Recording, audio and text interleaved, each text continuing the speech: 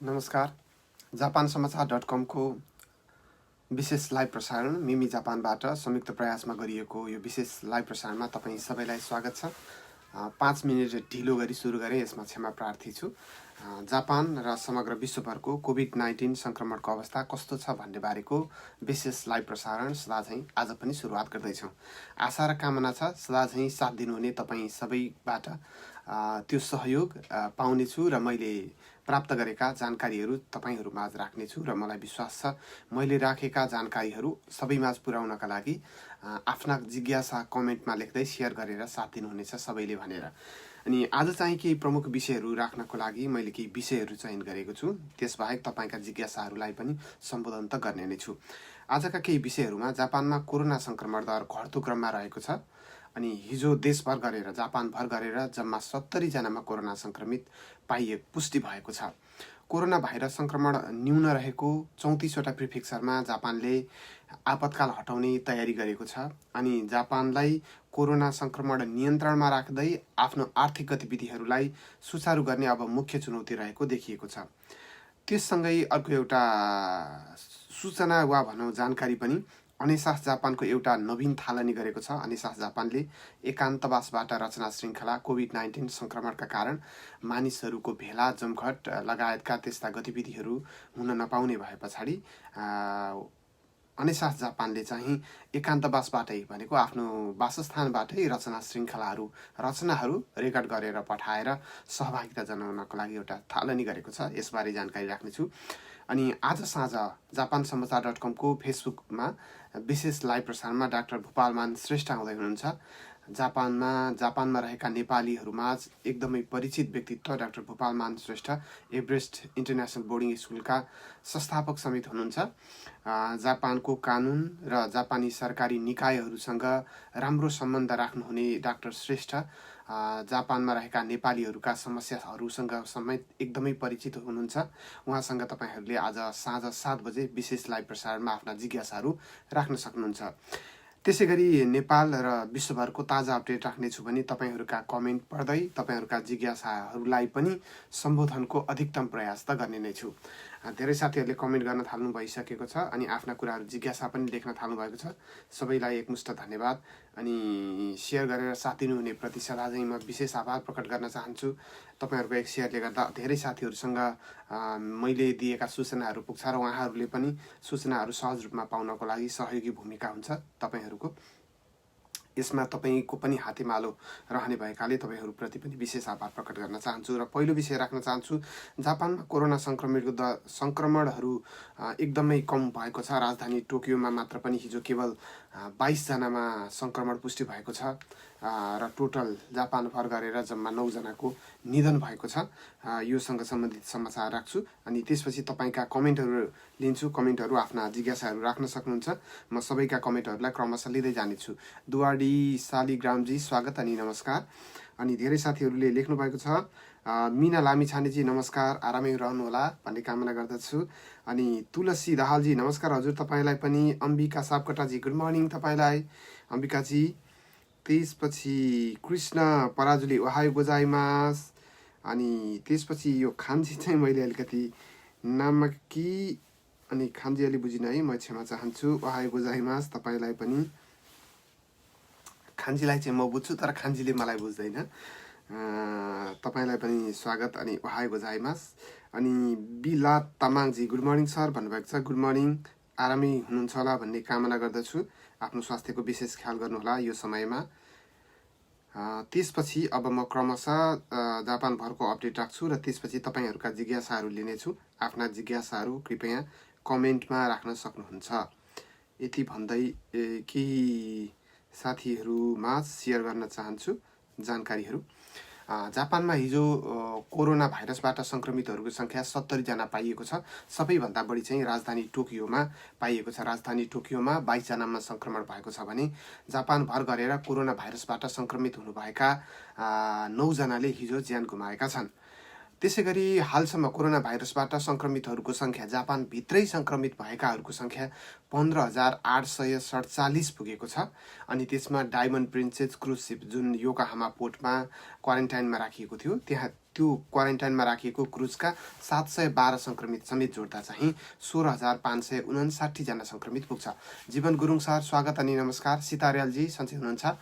रूपा पन्तजीलाई स्वागत अनि नमस्कार। आरामै हुनुहुन्छ होला भन्ने कामना गर्दछु। सबै साथीहरू सधैँ सेयर गरेर विभिन्न ग्रुपहरूमा सेयर गरेर साथ दिनुहुन्छ। म एकदमै आभार प्रकट गर्न चाहन्छु तपाईँहरूप्रति, किनभने मैले दिएका सूचना र जानकारीहरू धेरै व्यक्तिहरूमाझ पुर्याउनका लागि तपाईँहरूले खेल्नु भएको भूमिकाले मैले दिएका जानकारीहरू अन्य व्यक्तिहरूमाझ पनि पुग्छ। एकदमै आभार प्रकट गर्न चाहन्छु। विशेष गरी विभिन्न ग्रुपहरूमा साथीहरूमा सेयर गरेर सबैलाई यो सूचनाको यात्रामा सहभागी गराउनको लागि खेल्नुभएको भूमिकाप्रति म कृतज्ञता व्यक्त गर्न चाहन्छु।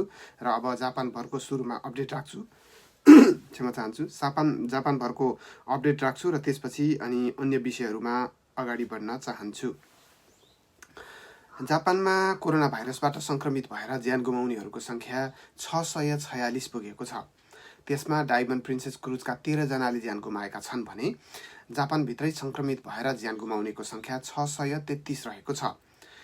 त्यसबाहेक जापानभर कुन प्रिफेक्चरमा कति सङ्क्रमित छ त भन्ने तथ्याङ्क राख्न चाहन्छु।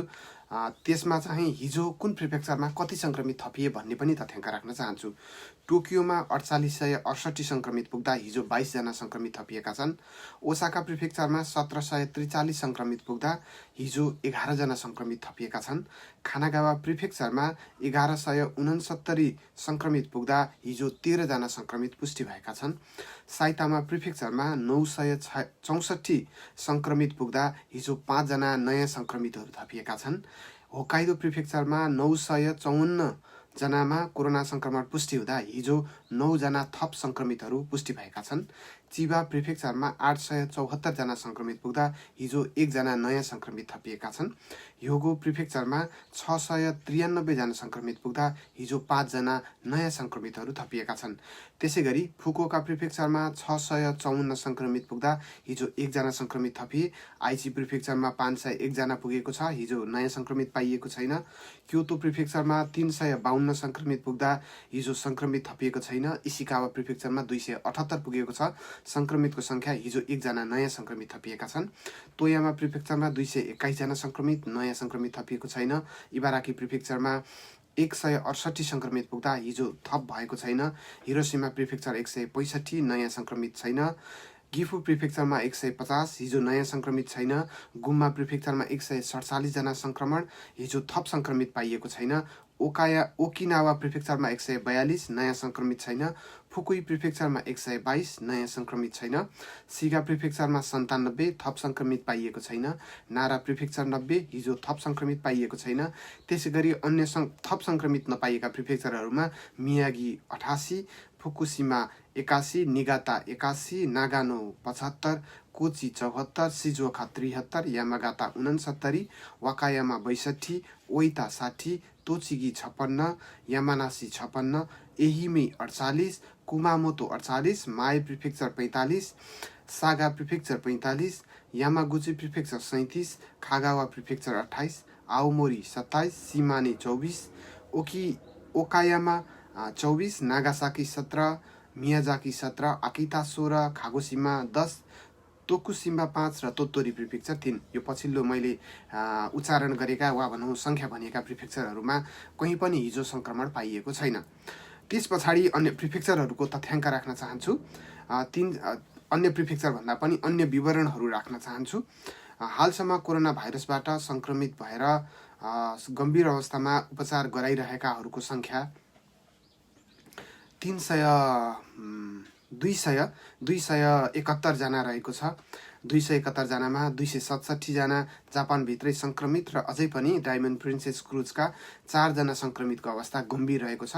कुल 271 जना उपचार गराइरहेकाहरूको अवस्था गम्भीर रहेको छ। उपचारपछि निको भएकाहरूको सङ्ख्यामा एकदमै वृद्धि भएको छ। यो एकदमै खुसी र सकारात्मक कुरा हो। अहिलेसम्म कोरोना भाइरसबाट सङ्क्रमित भएर उपचारपछि निको भएर डिस्चार्ज भएर घर जानेहरूको सङ्ख्या 8,944 पुगेको छ। 8,293 जना जापानभित्रै सङ्क्रमित र क्रुजका यात्रु डायमन्ड प्रिन्सेस क्रुज र ओकिनावामा अर्को एउटा इटालियन पानी जहाजको दुईवटा क्रुजका गरी 894 जना उपचारपछि निको भएर फर्किएका छन्। कुल 8944 जना उपचारपछि निको भएर फर्किएका छन्। यो एउटा खुसीको खबर हो कि जापानमा कोरोना भाइरसबाट सङ्क्रमित भएकाहरू उपचारपछि निको भएर फर्किनेको सङ्ख्या बढेको छ। केही कमेन्टहरू अनि व्यक्तिहरूलाई स्वागत गर्न चाहन्छु। शान्त पहरीजी स्वागत अनि नमस्कार, सन्चै हुनुहुन्छ होला शान्तजी? अनि पूर्ण चलवानीजीलाई नि स्वागत। खनाल जगदीशजीलाई स्वागत अनि नमस्कार। प्रकाश रेग्मी सर, त्यसपछि नवीन न्युरे सर स्वागत अनि नमस्कार, आरामै हुनुहुन्छ होला। राजु केसीजी अनि निशा छेत्रीजीलाई नि नमस्कार र स्वागत। सधैँ आउने गर्नुहुन्छ प्रत्यक्ष प्रसारणमा र आफ्ना कुराहरू जिज्ञासा राख्ने गर्नुहुन्छ, साथै सेयर गरेर सबैमाझ पुर्याउन सहयोग पनि पुर्याउने गर्नुभएको छ। निशाजी धेरै धेरै धन्यवाद र आभार प्रकट गर्न चाहन्छु तपाईँको यो साथ र सहयोगको लागि। अब अन्य केही विषयहरू राख्न चाहन्छु। दोस्रो विषय भनौँ। दोस्रो विषयमा चाहिँ जापानमा कोरोना भाइरस सङ्क्रमण न्यून रहेको 34वटा प्रिफेक्चरमा कोरोना सङ्क्रमणको अवस्था बढेपछि लगाइएको आपतकाल हटाउने तयारी गरिएको छ। यद्यपि 13वटा प्रिफेक्चर उच्च सङ्क्रमण रहेको र विशेष सतर्कता जारी गरिएका राजधानी टोकियो, ओसाका, खानागावा, चिबा, ह्योगो लगायतका 13वटा प्रिफेक्चरको आपतकाल भने तत्काल हटाउने अवस्था देखिएको छैन। अर्थात् मे 31 सम्म नै जारी रहने, तर जहाँ सङ्क्रमण कम पाइएको छ त्यो प्रिफेक्चरहरूका भने सङ्क्रमण दर न्यून रहेका कारण आपतकाल हटाउने विषयमा यो हप्ता निर्णय हुने बताइएको छ। दिवस गिरिजीलाई स्वागत अनि प्रेम बराल सर, नेपाली राजदूतावास जापानका तृतीय सचिव हुनुहुन्छ, स्वागत अनि नमस्कार सर, आरामै हुनुहुन्छ होला भन्ने कामना गर्दछु। यो विषय राख्छु र त्यसपछि तपाईँहरूका जिज्ञासाहरूलाई फेरि सम्बोधनको प्रयास गर्नेछु। आफ्ना कुराहरू कमेन्टमा लेख्नुहोला, साथै सेयर गरेर सबैमाझ पुर्याउन सहयोग गर्नुहुने प्रति विशेष आभार प्रकट गर्न चाहन्छु। अब यो दोस्रो विषय राख्छु, कोरोना भाइरस सङ्क्रमण न्यून रहेका प्रिफेक्चरहरूमा आपतकाल हटाउने तयारीसँग सम्बन्धित विषय। यो विषय हामीले जापान समाचार.com मै समाचार प्रकाशन गरेका छौँ, कृपया पढ्न सक्नुहुन्छ। जापान सरकारले कोरोना सङ्क्रमण कम र सङ्क्रमण दर न्यून रहेको 34वटा प्रिफेक्चरमा मे 31 तारिक अघि नै आपतकाल हटाउने तयारी गरेको छ। आर्थिक पुनरुद्धार मन्त्री निशिमुरा यासुतोसीले विज्ञ समितिको सल्लाहपछि यसबारेमा आगामी साता अर्थात् यो सातामा निर्णय गर्ने बताएका छन्। मन्त्री निशिमुराले हप्ताभरको सङ्क्रमित सङ्ख्या र जनसङ्ख्याको अनुपातमा सङ्क्रमण दर न्यून रहेका प्रिफेक्चरमा आपतकाल हटाइने बताएका हुन्। निशिमुराले कयौँ प्रिफेक्चरमा केही सातादेखि नै सङ्क्रमण नरहेको र केहीमा ज्यादै न्यून रहेको बताउँदै त्यस्ता प्रिफेक्चरमा आपतकाल हटाइने बताएका छन्।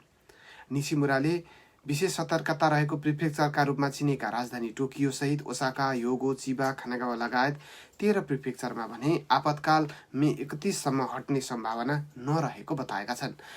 प्रवेश केसीजी स्वागत अनि नमस्कार। दीपक सुवेदी सर स्वागत अनि नमस्कार। ईश्वर महाराजी नमस्कार, सन्चै हुनुहुन्छ? स्वागत छ तपाईँलाई। आफ्ना कुरा सधैँ कमेन्टमा राखेर सेयर गर्ने गर्नुहुन्छ, तपाईँ सबैप्रति एकदम आभार प्रकट गर्न चाहन्छु। आफ्ना कुरा जिज्ञासा राख्न सक्नुहुन्छ, म त्यसलाई अधिकतम सम्बोधनको प्रयास गर्छु। आफ्ना कुरा कमेन्टमा लेख्दै जानुहोला। यति जानकारी गराए पछाडि अब म तेस्रो विषयमा जान चाहन्छु अनि तपाईँहरूका कमेन्ट पनि लिन्छु। धेरै कमेन्ट आइसकेको छ, धेरै कमेन्ट तल तल जान्छ, फेरि म त्यसलाई पहिला कमेन्ट लिन्छु अनि त्यसपछि बाँकी विषयहरू राख्छु। कमेन्ट लेख्नु ने साथीहरू। गालुगिरीजी गुड मर्निङ अनि नमस्कार, आराम हुनुहुन्छ भन्नुभएको छ? म एकदम आराम छु। Baburam Bhusalji good morning sir, take care भन्नुहुन्छ, थ्याङ्क यू सो मच। म एकदमै सुरक्षित छु, आफ्नो पनि ख्याल गर्नु होला बाबुराम सर। अनि दीपक आचार्य सरलाई स्वागत अनि गुड मर्निङ नमस्कार। कृष्ण थापाजी नमस्ते। रितेश महतोजी गुड मर्निङ, आरामै रहनुहोला। अनिल तामाङजी, प्रताप थापा मगरजीलाई ट्याग गर्नुभएछ, धेरै धेरै धन्यवाद। अनि कणेल निर्मलाजी सर नमस्कार। रुम भाडामा सहुलियत पाइन्छ भन्ने कुरा के हो सर भन्नुभएको छ? यो चाहिँ आफू बस्ने वार्ड कार्यालयमा गएर योसँग सम्बन्धित जानकारी लिनुहोस्। त्यहाँ फर्म पाइन्छ र त्यो भरेपछि तपाईँको आर्थिक अवस्था कमजोर भनेर जुन माग गरिन्छ वा जो कोहीले माग गर्छ, साँच्चै उहाँको अवस्था त्यो कम हो कि होइन भन्ने अवस्था उहाँहरूले बुझ्छ। सम्भवतः तपाईँको कम्पनीबाट तलब कम पाएको वा बिदामा राखेको वा कम्पनी कोरोना भाइरस सङ्क्रमणका कारण यो समयमा बन्द भएको कुनै एउटा बेहोरा खुलाएको पत्र माग गर्न सक्छ। त्यसैले आफू बस्ने वार्ड कार्यालयमा बुझ्न हुन अनुरोध गर्दछु। सापकोटा नारायणजी नमस्ते अनि स्वागत छ, सन्चै हुनुहुन्छ सापकोटा सर? हाइबा गौतम नमस्कार अनि स्वागत। ईश्वर महाराजी नमस्ते अनि स्वागत छ। सुमन प्याकुरेल भाइ सन्चै छौ होला? आफ्नो स्वास्थ्यको विशेष ख्याल गर भन्ने अनुरोध गर्न चाहन्छु। त्यसपछि म अब तेस्रो विषयमा जान चाहन्छु। तपाईँहरूका कमेन्ट क्रमशः मैले लिइराखेको छु। कृपया कमेन्ट गर्न नभुल्नुहोला अनि सेयर गरेर साथ दिनुहुने साथीहरूप्रति विशेष आभार छ। विभिन्न ग्रुपहरूमा, आफ्नो वालहरूमा सेयर गरेर धेरै माझ पुर्याउन, धेरै व्यक्तिहरूमाझ सूचना पुर्याउनको लागि सहयोगी भूमिका खेल्नुहुने तपाईँ सबैप्रति म हार्दिक आभार प्रकट गर्न चाहन्छु। किनभने मैले दिइरहेका सूचनाहरू सबैमाझ पुर्याउनको लागि तपाईँको एक सेयरले ठुलो भूमिका खेल्छ। धेरै धेरै आभार र धन्यवाद व्यक्त गर्न चाहन्छु सबै साथीहरूप्रति। र तेस्रो विषयमा जान चाहन्छु। तेस्रो विषय चाहिँ के भन्दा आज जापानलाई कोरोना सङ्क्रमण नियन्त्रणमा राख्दै आर्थिक गतिविधि सुचारू गर्न, अर्थात् अब बन्द रहेका उद्योग, कल कारखाना, होटेल, रेस्टुरेन्ट वा अन्य सबै सेवाहरू चाहिँ पुनः सुचारू गर्दै कोरोना सङ्क्रमणको दर अहिले जसरी घटेको छ यसलाई यही अनुपातमा घटाएर लैजान वा यही अनुपातमा कायम राख्नको लागि चाहिँ अब सबैभन्दा ठुलो चुनौती रहेको जापानका विज्ञहरूले बताएका छन्। योसँग सम्बन्धित समाचार राख्छौँ। जापान समाचार.com सजिना मोक्तानजीले लेख्नु भएको छ यो समाचार। क्षमा चाहन्छु। कोरोना भाइरस सङ्क्रमित व्यक्तिको सङ्ख्या दिन प्रतिदिन घट्दै गएको छ भने लामो छुट्टीपछि प्रत्येक क्षेत्रमा मानिसहरूको सङ्ख्या बढेको छ। सरकारले बिस्तारै सामाजिक गतिविधिहरू पुनः सुरु गरिरहेको छ र बिस्तारै आफ्नो सामाजिक आर्थिक गतिविधिहरू पुनः सुरु गर्न अनुरोध गरिरहेको छ। यति बेलाको जापानको मुख्य चुनौती भनेको सङ्क्रमण नियन्त्रणलाई कसरी सन्तुलन गर्ने भन्ने हो। टोकियोमा सङ्क्रमितको सङ्ख्या 9 तारिकमा 36 जना मात्र थियो र 10 तारिकमा यो सङ्ख्या घटेर 22 मा झरेको छ। लगातार 5 दिन 40 भन्दा कम भएको छ भने सङ्क्रमितहरूको सङ्ख्या लगातार घट्दै गइरहेको छ। अर्कोतर्फ लामो छुट्टीको समयमा प्रत्येक क्षेत्रको सङ्क्रमित व्यक्तिको सङ्ख्या बढेको छ र 2 दिनको अवधिमा 9 तारिकसम्म तोकिएको 13वटा विशेष सावधानी प्रान्तहरूमा पनि त्यहाँ 1 बिन्दुसम्म चाहिँ कोरोना सङ्क्रमणको दर फैलन नदिनको लागि भूमिका खेलिएकोमा त्यो प्रभावकारी देखिएको छ। तर अब चुनौती चाहिँ आर्थिक पुनर्स्थापना मन्त्री निशिमुराका अनुसार सावधानी रहेका 13 प्रान्तहरूमा कोरोना सङ्क्रमणको दर यही अनुपातमा घटाउने र 34 प्रिफेक्चरमा बढ्न नदिने गरी आर्थिक गतिविधिहरू सुचारू गर्नको लागि मुख्य चुनौती छ। तर यसमा चाहिँ अब ढिलाइ हुने वा चिन्ता पनि बढ्दो क्रममा रहेको छ। आपतकालीन घोषणा लागू भएको 1 महिनाभन्दा बढी भइसकेको छ र सरकारले अर्थतन्त्रलाई गम्भीर असर गरिरहेको बारे अब महिनाको अन्तसम्म नकुरी दोस्रो साताबाटै अर्थात् यो साताबाट चाहिँ केही आपतकालहरू हटाउने सम्भावनालाई विचार गरिरहेको छ भनेर बताएका छन्। सरकारले बिस्तारै आर्थिक गतिविधिहरू पुनः सुरु गरेर आर्थिक मन्दीलाई कम गर्न आपतकाल रद्दको लागि तालिका र मापदण्ड अगाडि बढाइसकेको छ। तर यदि कम सङ्क्रमण भएका क्षेत्रमा सावधानी हटाइयो भने सङ्क्रमण दर फेरि बढ्ने सम्भावना र त्यसलाई फेरि कसरी नियन्त्रण गर्ने अनि आर्थिक गतिविधिहरूलाई अगाडि बढाइसक्दाखेरि पछि फेरि त्यसमा ब्याक फर्कन पर्यो भनेदेखि त्यसलाई कसरी सम्बोधन गर्ने भन्ने विषय चाहिँ अहिले जापानको सबैभन्दा ठुलो चुनौतीको विषय रहेको छ। योसँग सम्बन्धित जापान समाचार.com मा हामीले समाचार प्रकाशन गरेका छौँ। सजिना मोक्तानजीले लेख्नु भएको यो समाचार पढ्न सक्नुहुन्छ। तेस्रो विषय राखेँ मैले। 3वटा विषयहरू। जापानमा कोरोना सङ्क्रमणको दर एकदमै घटेको छ। हिजो केवल 70 जनामा सङ्क्रमण पुष्टि भयो। राजधानी टोकियोमा केवल 22 जनामा सङ्क्रमित पाइयो भने कुल 9 जनाले जापानभर गरेर कोरोना सङ्क्रमणबाट ज्यान गुमाए हिजो। त्यसपछि कोरोना सङ्क्रमण न्यून रहेका 34वटा प्रिफेक्चरमा अब आपतकाल हटाउने तयारी गरिएको छ र 13वटा विशेष प्रिफेक्चरहरू जहाँ कोरोना सङ्क्रमणको दर एकदम उच्च छ ती प्रिफेक्चरहरूमा भने आपतकाल मे 31 सम्म नहटाउने सङ्केत देखिएको छ।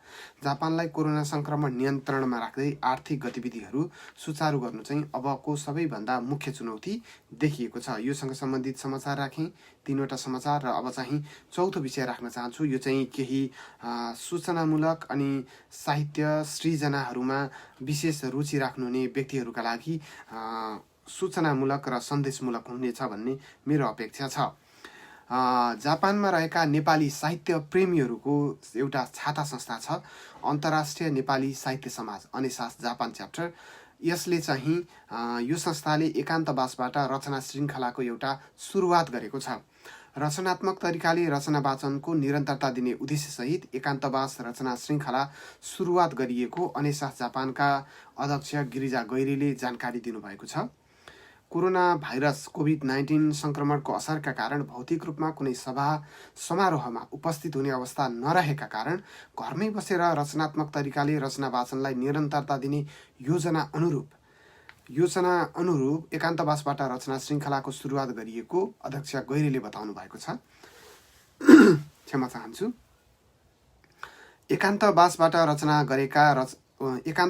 रहँदा सृजना गरेका रचना र रचनात्मक तरिकाले वाचन गरेका भिडियोलाई चाहिँ अनिसास जापानले आफ्नो फेसबुकमा राख्नेछ भने japansamacha.com ले आफ्नो युट्युब च्यानलमा राख्नेछ। एकान्तबाट समयको सदुपयोग गराउने उद्देश्यसहित सृजनात्मक अभियानको थालनी गरिएको अनिसास जापानका महासचिव रबिन शर्माले बताउनु भएको छ। एकान्तवासबाट रचना अभियानको संयोजन समेत महासचिव शर्माले गरिरहनु भएको छ। आफ्ना रचनालाई एउटा इमेल एड्रेसमा पठाएर तपाईहरू सहभागिता जनाउन सक्नुहुन्छ।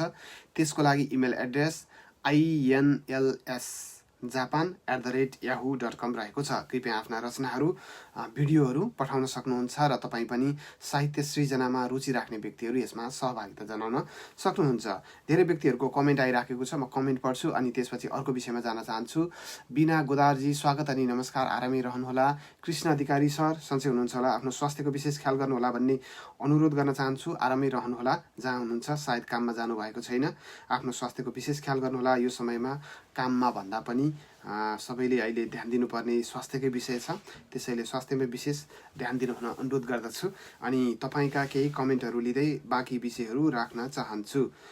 कमेन्टहरू लिने क्रममा म यहाँ स्क्रोल गरिराखेको छु। धेरैजनाको कमेन्ट माथि गइसकेको हुनाले म क्रमशः कमेन्टहरू लिन्छु। तपाईँहरूका सेयर गर्ने धेरै साथीहरू हुनुहुँदो रहेछ, धेरै धन्यवाद। कमेन्टहरू लिँदैछु, धेरै माथि गएको हुनाले।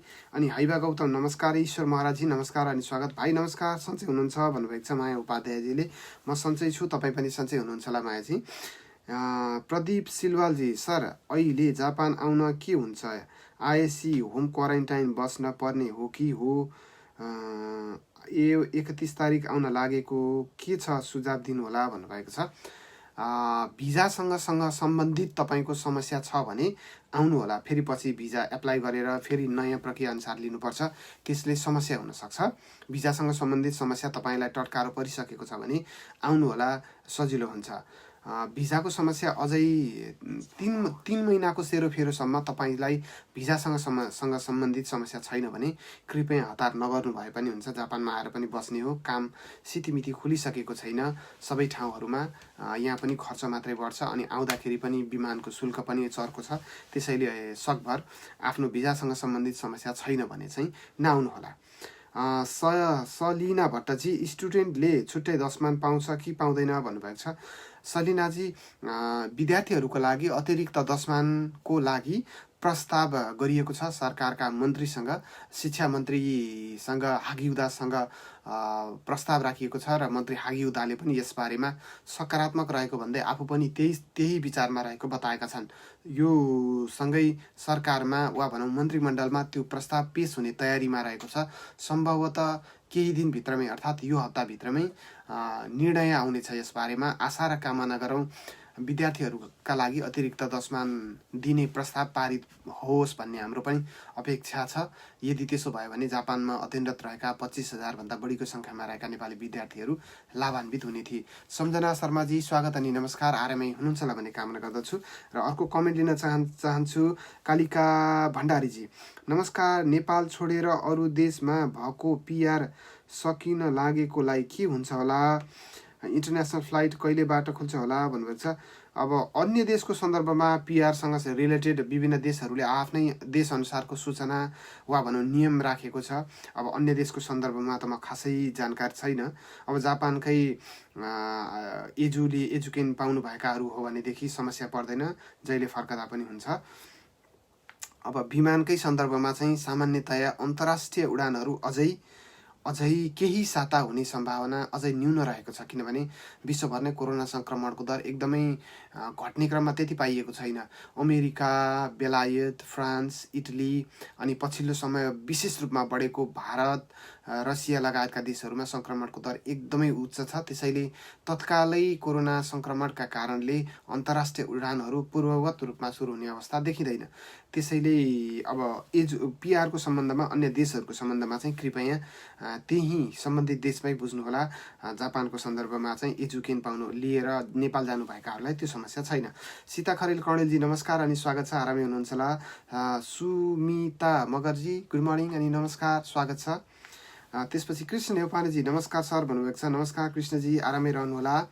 सुजन पौडेलजी लेख्नुहुन्छ, सर नमस्कार, मेरो साथीको भिजा मे 13 सकिन्छ, अहिले नेपालमा छ, अब के गर्ने होला सर? उनी के हो, आउन मिल्छ कि नै? 17 तारिकको चार्टर फ्लाइटमा भनिदिनु न भन्नुभएको छ। 17 तारिक होइन, 14 र 17 तारिक भन्ने हो फ्लाइट। त्यसैले 14 र 17 तारिकको फ्लाइट को लागि प्रयास भइरहेको भन्ने छ। तपाईँले त्यससँग सम्बन्धित जानकारी हामीले japansamachaar.com मा पनि समाचार प्रकाशन गरेका छौँ। त्यो चाहिँ सुमेक ट्राभल्स भन्ने एउटा निजी कम्पनीले उडानको तयारी गरेको छ।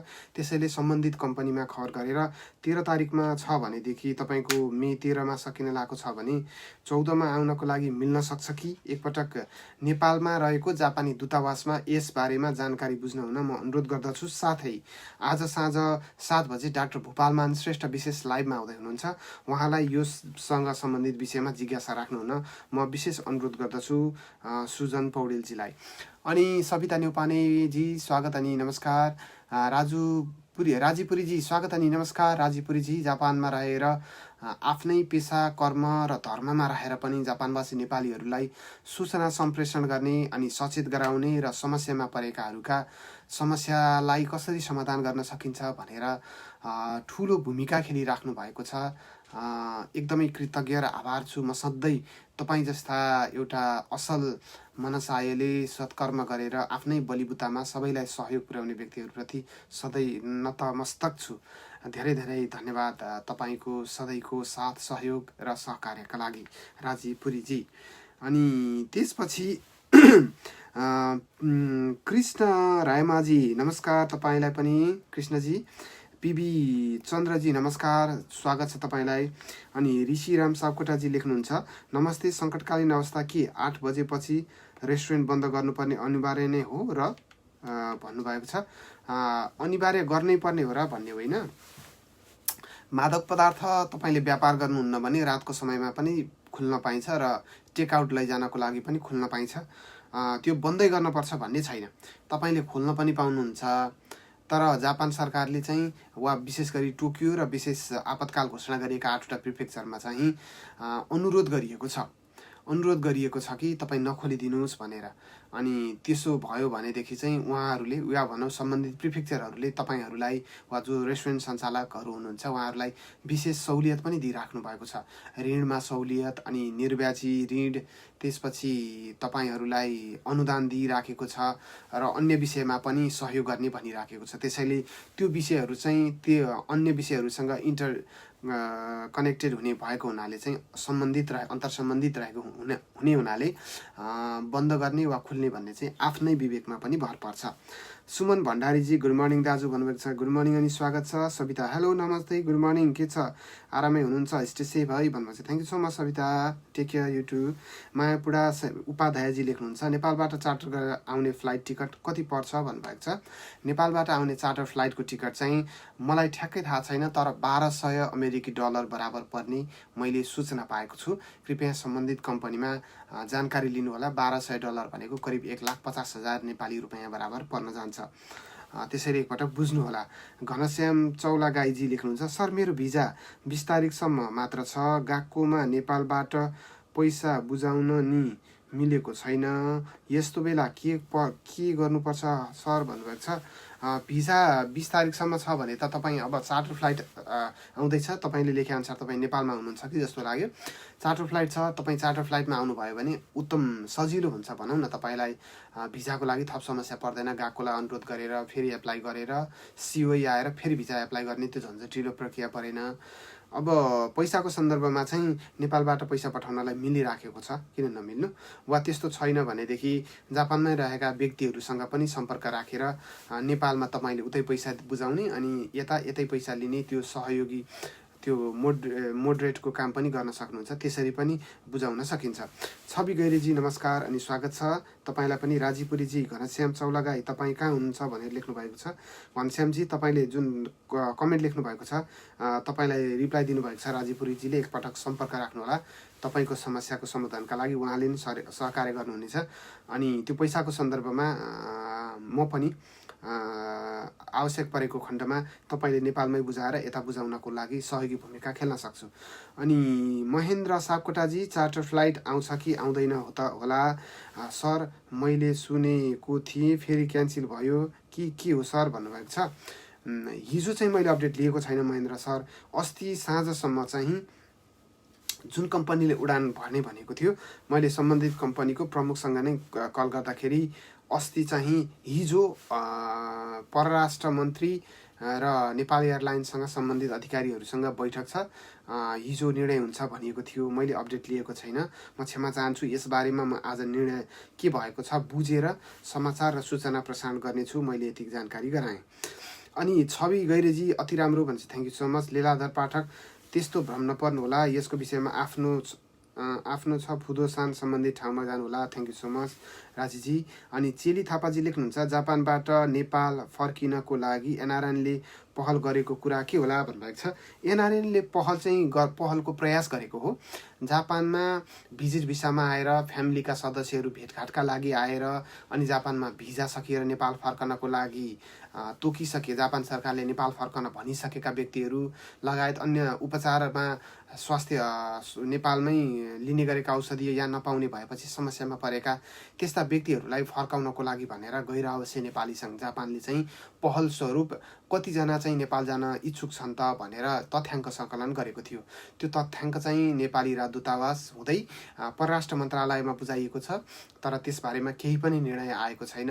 सम्भवतः यो 1 वा 2 हप्ताभित्रमा चाहिँ त्यस्तो उडान हुने छाँडकाँड देखिँदैन। त्यसैले धैर्य गर्नुहोला, कम्तीमा पनि 1 महिनाको लागि चाहिँ तपाईँले धैर्यता राख्नुहोला। अहिले उडान हुने त्यति छाँडकाँड देख्दिनँ म। नेपालबाट जापान उडान आए पनि त्यो विमान रित्तै फर्कने अधिक सम्भावना छ, किनभने अस्ट्रेलिया उडेर गएको विमान पनि त्यहाँ रहेका नेपालीहरूलाई नलिकन फर्केको छ। त्यसैले त्यसमा चाहिँ तपाईँले पूर्व तयारी गर्नुहोला। तत्काल नेपाल फर्कन पाउने सम्भावना चाहिँ म व्यक्तिगत रूपमा कम देख्छु। अनि त्यसपछि जापानबाट मैले लेखेँ अनि भने खत्री तुलजी लेख्नुहुन्छ, सर नमस्कार, 10 मानको लागि के गर्नुपर्छ भन्नुभएको छ। 10 मानको लागि तपाईँ जहाँ बस्नु भएको छ वार्ड कार्यालयले तपाईँको आफ्नै ठेगानामा एउटा फर्म पठाउँछ। त्यो फर्ममा चाहिँ तपाईँले आफ्नो बैङ्कको विवरण लगायतका अन्य विवरणहरू राखेर त्यहाँ ठिक छ छैन हेरेर अनि त्यो फर्म त्यतिकै गरी त्यहाँ तपाईँलाई एउटा अर्को खाम पनि पठाएको हुन्छ, त्यसैमा भरेर फिर्ता पठाउनु पर्छ। त्यही नै हो प्रक्रिया, अरू केही पनि छैन। अनि माई नम्बर कार्ड चिप्सवाला फोटोसहितको माई नम्बर कार्ड छ भने अनलाइनबाट नै भर्न मिल्छ, तर कतिपय प्रिफेक्चरहरूले माई नम्बर कार्ड नभए पनि अनलाइनबाट पनि भर्न सक्ने सुविधाहरू प्रदान गरेको पाइएको छ, विशेष गरी खानागाउँ प्रिफेक्चरका केही वार्डहरूले। अन्य पनि त्यस्ता जानकारी आयो भने हामी राख्नेछौँ। त्यसपछि भीम छेत्री नमस्कार अनि स्वागत छ तपाईँलाई पनि। घनश्याम चौलागाई, सर म जापानमै छु भन्नुभएको छ, जापानमै हुनुहुँदो रहेछ, खुसी लाग्यो। अनि Bhusal Anandji good morning sir भन्नुहुन्छ, good morning. Rajiji thank you so much. जनसहयोग समूह जापानमा पनि तपाईँको सहयोग र साथ सधैँ पाइराखेका छौँ, धेरै धेरै धन्यवाद राजीजी। त्यसपछि भीम छेत्रीजी लेख्नुहुन्छ, आरामै हुनुहुन्छ, नेपालबाट पैसा पठाउने भए म जापानमा दिन्छु, सम्पर्क गर्नु भन्नुभएको छ भीम छेत्रीजीले। अघि जानकारी राख्नुहुने व्यक्तिहरूलाई सम्पर्क राख्न सक्नुहुन्छ भीम छेत्रीजीलाई। नेपालमै बुझाउनु होला अनि जापानमा चाहिँ उहाँले जापानमा तपाईँको कहाँ दिनुपर्ने उहाँले दिनुहुन्छ। धेरै धेरै धन्यवाद। कम्तीमा हामीले यो लाइभ गरिरहँदाखेरि यस्ता सहयोगी साथीहरूले गर्दा तपाईँहरूका जानकारी चाहिँ एक अर्कामा सहयोगी भूमिका पनि खेलोस् भन्ने पनि अपेक्षा छ हामीले। त्यसैले पनि मेरो अनुरोध सबैमाझ कृपया यो जतिसक्दो सेयर गरिदिनु होला, सबैमाझ यो लाइभ सेयर गरिदिनु भयो भने उहाँहरूले आफ्ना समस्या राख्नु सक्नुहुन्छ अनि त्यही समस्यासँग रिलेटेड अर्को व्यक्तिले चाहिँ सहयोग गर्न सक्ने साथीहरूले कमेन्ट रिप्लाई दिएर पनि आफू सहकार्य गर्न सक्नुहुन्छ। त्यसैले पनि मेरो विशेष अनुरोध छ, सबैमा सेयर गरिदिनु भयो, आफ्नो वालमा विभिन्न ग्रुपहरूमा सेयर गरिदिनु भयो भने अन्य साथीहरूका लागि पनि यो एकदमै सहयोगी भूमिका खेलेको, तपाईँको यो सहयोगको उच्च मूल्याङ्कन सबैले गर्नेछन्। अनि सुषमाजी लेख्नुहुन्छ, सुषमा बस्नेतजी लेख्नुहुन्छ, नमस्ते सुषमाजी। बबिता थापाजी गुड मर्निङ अनि स्वागत छ। प्रताप थापा मगरजी लेख्नुहुन्छ, सर यो 10 मानको लागि जापान सरकारले छुट्टै 10 मान लोन पनि दिने कुरा छ, के हो सर हल्का जानकारी पाउन भन्नुभएको छ। 20 मानसम्म लोन दिने कुरा छ, यो चाहिँ आफै बस्ने वार्ड कार्यालय सिटी अफिसमा गएर जानकारी लिनुहोला, त्यहाँ तपाईँलाई यससँग सम्बन्धित जानकारी र सहयोग दिन्छ, ऋण उपलब्ध छ, गएर बुझ्नु होला है। अनि यो अझ यसबारेमा थप विस्तृत जानकारी तपाईँलाई चाहिन्छ भने आज साँझ 7 बजे डाक्टर डाक्टर साप आउँदै हुनुहुन्छ, उहाँसँग पनि सम्पर्क राख्न सक्नुहुन्छ। डाक्टर भूपालमान श्रेष्ठ, नाम अलिकति भुलेँ, डाक्टर भूपालमान श्रेष्ठ आउँदै हुनुहुन्छ आज साँझ 7 बजे विशेष लाइभ प्रसारणमा। कृपया उहाँसँग यस्ता भिसासँग सम्बन्धित, जापान सरकारबाट पाउने सेवा सुविधा, अन्य सहयोगसँग सम्बन्धित विद्यार्थीका विषयहरू अनि जापान सरकारको निकायहरूबाट त्यो मात्र नभई अन्य विषयका सहयोग र सूचनाहरू कहाँबाट पाइन्छ लगायतका सम्पूर्ण जानकारीहरू डाक्टर भूपालमान श्रेष्ठसँग आज साँझ 7 बजे राख्न सक्नुहुन्छ जापानसमाचार.com को फेसबुक पेजमा। त्यस पछाडि लीलाधर पाठक, जब नभएर रुम रेन्ट दिन गाह्रो भएको केही जानकारी पाउन भन्नुभएको छ। रुम रेन्ट साँच्चै तिर्न गाह्रो भएको हो भनेदेखि तपाईँ आफू बस्ने वार्ड कार्यालयमा गएर जानकारी लिनुहोला। त्यहाँ चाहिँ तपाईँले एउटा कागज पेश गर्नुपर्ने हुन्छ भनिएको छ। यसबारेमा म स्पष्ट छैन, कृपया आज साँझ 7 बजे डाक्टर भूपालमान श्रेष्ठलाई पनि सोध्नुहोला र त्योभन्दा बेटर चाहिँ अझ वार्ड कार्यालयमा गएर बुझ्नुहोला। त्यसमा चाहिँ तपाईँको जहाँ कम्पनी काम गर्नुभएको छ यो कोरोना भाइरसका कारण बन्द भएको वा तपाईँलाई लामो समय बिदामा राखिएको वा कम्पनी नै कोल्याप्स भएको वा कम्पनीले तपाईँलाई 50% भन्दा कम तलब दिएको कुनै एउटा कागजात आवश्यक पर्छ भने बुझेको छु मैले। त्यसैले यसबारेमा साँझ 7 बजे डाक्टर भूपालमान श्रेष्ठलाई जिज्ञासा राख्नुहोला वा सँगै आफ्नो वार्ड कार्यालयमा गएर पनि बुझ्न सक्नुहुनेछ। लीलाधर पाठकजी, जब नभएर रुम मैले तपाईँको सम्बन्ध गरेँ। कपिल चौला गाईजीलाई स्वागत अनि नमस्कार, आरामै हुनुहुन्छ होला। अनि पुष्कर मल्ल ठकुरीजी लेख्नुहुन्छ, सर नमस्कार, म टोकियोबाट। पुष्करजी स्वागत अनि नमस्कार। घनश्यामजी, जापानमै हुनुहुन्छ भने तपाईँको समस्या के हो, इनबक्स आउनुहोला भन्नुभएको छ राजीजीले। Thank you so much Rajiji. कृपया घनश्यामजी तपाईँ सम्पर्क गर्न सक्नुहुन्छ, हामी पनि सक्दो सहयोगी भूमिका निभाउनेछौँ। अनि अरबान भेटवालजी नमस्कार, गुड मर्निङ हजुर भन्नुहुन्छ। गुड मर्निङ अनि स्वागत छ, आरामै हुनुहुन्छ होला। राज शर्माजी नमस्ते अनि स्वागत छ। Lamichhane Minaji good morning. लामिछाने मिनाजी सधैँ आउने गर्नुहुन्छ अनि सेयर गर्ने गर्नुहुन्छ, आफ्ना कुराहरू कमेन्टमा लेख्ने गर्नुहुन्छ, धेरै धेरै धन्यवाद। तपाईँलाई सधैँ सहयोगी भूमिका खेलिराख्नु भएको छ, क्षमा चाहन्छु। उदय लामिछानेजी गुड मर्निङ सर भन्नुभएको छ। गुड मर्निङ उदयजी अनि स्वागत अनि नमस्कार। त्यसपछि म अब अर्को विषय राख्न चाहन्छु। अर्को विषय चाहिँ जापानसमाचार.com को विशेष लाइभ प्रसारण मैले अघि जानकारी गराइसकेँ। विशेष लाइभ प्रसारण साँझ 7 बजे, कृपया हेर्न नछुटाउनुहोला। साँझ 7 बजे डाक्टर भूपालमान श्रेष्ठ आउँदै हुनुहुन्छ।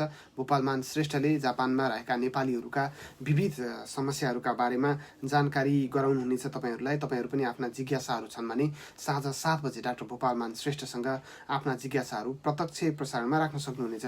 उहाँले विशेषतः कोरोना प्रभावितका लागि जापान सरकारले ल्याएको राहत प्याकेजहरू के कस्ता छन् भन्ने विषयमा जानकारी गराउनुहुनेछ। त्यसबाहेक राहत लिनको लागि कहाँ सम्पर्क राख्ने भनेर सम्बन्धित निकाय ठाउँहरूको बारेमा जानकारी दिनुहुनेछ। अनि दैनिक जीवनयापनमा महत्त्वपूर्ण जानकारीहरू कसरी लिने, कहाँबाट पाइन्छ त्यस्ता जानकारीहरू, कुन सूचना कहाँबाट पाइन्छ त्यो बारेमा जानकारी गराउनुहुनेछ। अनि त्यो सँगसँगै कोरोना भाइरसको सङ्क्रमणका कारण असर परेका वा भनौँ मारमा परेका उद्योगी व्यापारीहरूले चाहिँ कहाँबाट राहत लिने वा प्रक्रिया कसरी अपनाउने भन्ने बारेमा जानकारी दिनुहुन्छ। अनि कोरोनाको प्रभाव चाहिँ शिक्षा क्षेत्रमा विशेष गरी विद्यार्थीहरूमा कस्तो असर परिरहेको छ भन्ने बारेमा पनि जानकारी गराउनुहुनेछ। साथमा तपाईँहरूका सम्पूर्ण जिज्ञासाहरूको सम्बोधन डाक्टर भूपालमान श्रेष्ठले आज साँझ 7 बजे विशेष लाइभ प्रसारणमा गर्नुहुनेछ। नछुटाउनुहोला, जापानसमाचार.com को फेसबुक पेजमा लाइभ आउनुहुनेछ। अनि उदय लामिछानेजी गुड मर्निङ सर भन्नुहुन्छ। Good morning. अनि पुष्पाजी क्षमा चाहन्छु, रूपाजी स्वागत अनि नमस्कार। रूपा पन्तजी सर हजुरलाई धेरै धेरै धन्यवाद फर एभ्री डे ताजा news, go above and take care. Thank you so much रूपाजी, सधैँ कमेन्ट गर्नुहुन्छ, सेयर गरेर साथ दिनुहुन्छ विभिन्न ग्रुपहरूमा, वालमा। म सधैँ एकदमै आभार र कृतज्ञ छु तपाईँको यो सहयोग र साथप्रति। अनि छवि गैरेजी सर दशमानको फर्म कहिलेसम्म आउँछ जानकारी दिनु सर भन्नुभएको छ। छविजी यो चाहिँ फर्म वितरण सुरु भएको 90 दिनसम्ममा आउने हो, तर यो 90 दिन चाहिँ हरेक प्रिफेक्चर र वार्डको आफ्नै मिति हुन्छ। भनेको हरेक वार्डले आफ्नै मिति अनुसार वितरण गर्न थाल्छ त्यो फर्म चाहिँ। कतिपय प्रिफेक्चरमा चाहिँ मे 31 तारिकबाट नै पूर्ववत रूपमा समस्यामा परेकाहरूलाई 10 मान अग्रिम रूपमा वितरण गर्न थालिसकेका खबर आएका छन्। अनि कतिले 7 तारिकबाटै त्यो फर्म वितरण गर्न थालिसकेको छ, मे 7 तारिकबाट। कतिले भर्खरै सुरु गरेका छन्। त्यसैले त्यो चाहिँ वार्ड अनुसार फरक हुन्छ, आफ्नो वार्डमा सम्पर्क राख्नुहोला। तर सुरु भएको 90 दिनसम्म फर्म भरेर बुझाउन पाइन्छ, 90 दिन। त्यसैले आत्तिहाल्नुपर्ने विषय छैन। 1 वा 1.5 महिनासम्म चाहिँ कुर्नु होला। फर्म आउँछ, किनभने वितरणको लागि सबै ठाउँमा वितरण हुँदा समय लाग्न सक्छ। तर 1.5 महिनासम्म जति पनि आएन भने चाहिँ एकपटक आफू बस्ने वार्ड कार्यालयमा फर्म नआएको, वितरण नभएको हो वा अझै आउने क्रममा के हो भन्ने बारेमा एकपटक बुझ्नु होला। तर अहिले आत्तिहाल्नुपर्ने छैन, कम्तीमा मे महिनाको अन्तिमसम्म कुर्नु होला। त्यसपछि चाहिँ आएन भने अनि बुझ्दा सजिलो हुन्छ। अनि पुष्कर मल्ल ठकुरीजी लेख्नुहुन्छ, सर नमस्कार, म टोकियोबाट नेपालबाट आउने भनेको चार्टर विमान कति तारिक आउने रहेछ अनि कुन ट्राभल सम्पर्क गर्ने होला भन्नुभएको छ। पुष्करजी, यो विमान आउने कुरा चाहिँ सुमेक ट्राभल्सले ल्याउने भनिएको छ। त्यो चाहिँ 14 र 17 तारिक आउने भनिएको छ। नेपालबाट 14 तारिक उठ्ने, यहाँ 15 तारिक ल्यान्ड, नेपालबाट 17 तारिक उठ्ने, यहाँ 18 तारिक ल्यान्ड हुने नागरिकता विमानस्थलमा भनिएको छ। त्यसैले योसँग सम्बन्धित अघि पनि एउटा जिज्ञासा राख्नु भएको थियो। अस्ति साँझ मैले सुमेक ट्राभल्सका मेकेसी सरसँग मैले कुराकानी गर्दाखेरि उहाँले हिजो बिहान परराष्ट्र मन्त्री अनि त्यसपछि पर्यटन मन्त्री अनि त्यसपछि नेपाल एयरलाइन्सका अधिकारीहरूसँग वार्ता छ। अनि नेपालीहरूलाई जापानबाट लैजान पाउने कि नपाउने, नेपालबाट पनि कसरी ल्याउने लगायतका विविध विषयमा छलफल छ भन्नुभएको थियो। मैले फलो गरेको छैन। म यो बारेमा थप जानकारी बटुलेर अनि आज म समाचार वा सूचना प्रकाशन गर्नेछु जसरी पनि, यति मैले प्रतिबद्धता जनाएँ। अनि यसअघिको समाचार त हामीले japansamaचार.com मा प्रसारण गरिसकेका छौँ।